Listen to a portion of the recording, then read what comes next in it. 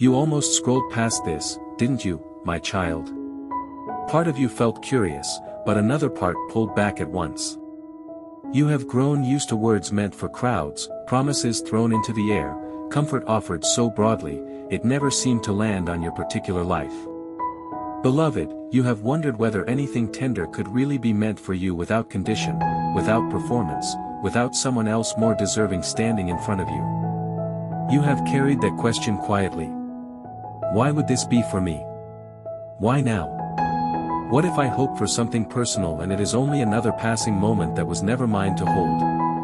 Dear heart, that weariness did not appear overnight. It has been building through ordinary disappointments. Through prayers that seemed to drift upward without answer, through days when you kept functioning while something inside you felt unchosen. Precious one, there have been hours when your outer life looked manageable. Yet your inner life felt strangely dim. You completed what needed doing. You responded when people called. You handled what was urgent. Still, beneath all of it was the quiet ache of wondering whether you had somehow been missed. Sweet soul, I know how that thought forms. Not always loudly. Sometimes it slips in gently, wearing the face of reason. It tells you that comfort is for other people who are stronger, cleaner, more certain, less complicated. It tells you that clear direction is for those who have not made so many mistakes. It tells you that special care belongs to the ones who look steady from a distance. My dear one, that is not wisdom. That is hurt trying to become your interpreter. And hurt, left unchallenged, will often speak as though it knows the whole story. Loved one, listen carefully now. This is not an accident. This is not random comfort floating by for whoever happens to notice it. This reaches toward you in the middle of your actual life, your actual fatigue, your actual questions, your actual tender places you rarely show anyone. Not toward a polished version of you, not toward the version you think would be easier to love. Not toward the self you promise to become after you fix everything that feels unfinished. Toward you as you are in this moment, beloved, I am not vague about the ones I love. I do not cast care without knowing where it falls. I do not offer peace without understanding the weight inside your chest. I do not speak comfort into empty space hoping it might fit someone somewhere. I know the room you are in even when no one else notices how tired you have become there. I know the hour when your mind becomes loudest.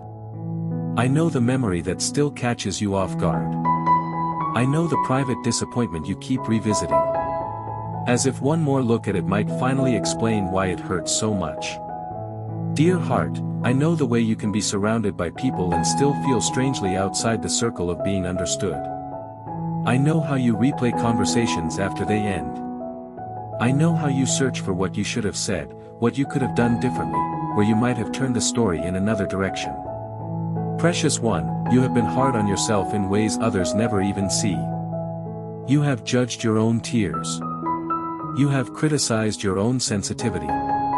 You have made your needs sound embarrassing inside your own mind. You have called yourself weak for wanting reassurance, for wanting clarity, for wanting something that feels solid enough to rest against. Sweet soul, I do not speak to you with that sharpness. I do not roll my eyes at your tired heart. I do not stand back and call your tenderness a flaw. I do not measure your worth by how little you need, how quietly you ache, or how well you hide the fact that you are struggling. My child, this moment is personal because you are personal to me.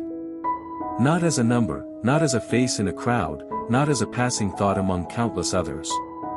You are known in the particular details you assume are too small to matter. The way you go quiet when something hurts deeply. The way your shoulders tighten before your thoughts catch up to what you are feeling. The way you carry on because stopping would mean finally admitting how worn down you are.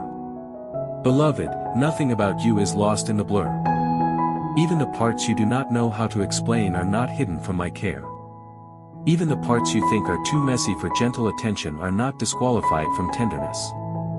Dear heart, you have mistaken silence for absence before. You have assumed that because the answer did not arrive in the form you expected, you are being overlooked. But there is a difference between being forgotten and being held through a season you do not yet understand. There is a difference between delay and neglect. There is a difference between stillness and abandonment. Precious one, some of your deepest ache has come not only from what happened, but from what you concluded about yourself because it happened. A door closed and you thought perhaps I was not worth staying for. Someone misunderstood you and you thought perhaps I am too difficult to love. A prayer lingered unanswered and you thought perhaps I am not important enough to be heard clearly. Loved one, those conclusions were born in pain, not in truth. Pain narrows vision. It makes one moment feel like a definition. It makes one loss feel like a prophecy. It makes one silence feel like the whole future speaking in advance. Sweet soul, I want to lift that false weight from you. You are not forgotten. You are not incidental.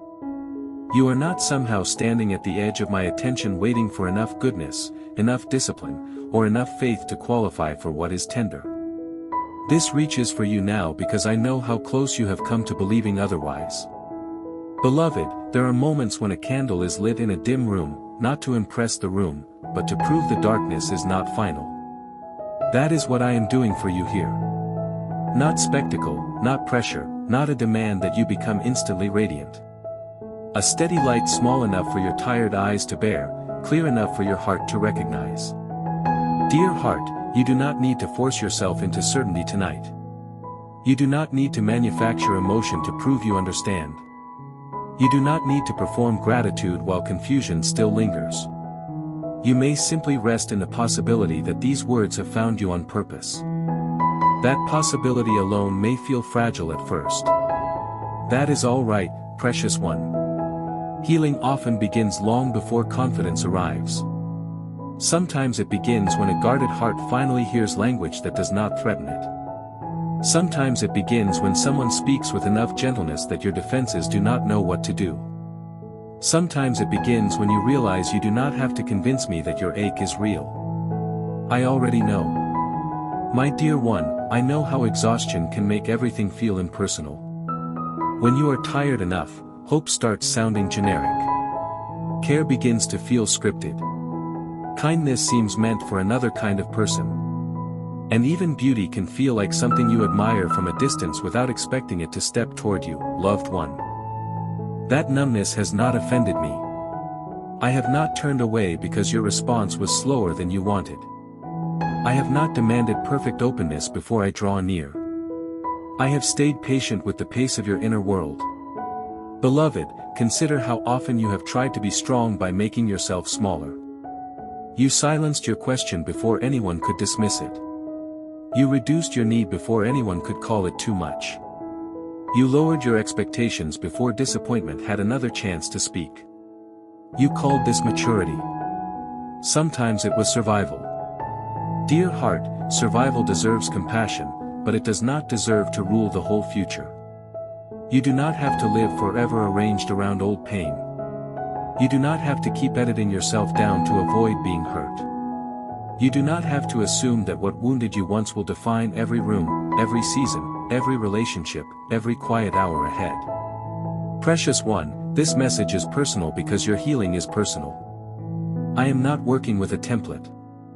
I am tending to a real life, a real story, a real heart with its own history of strain, its own hidden fears, its own quiet forms of bravery.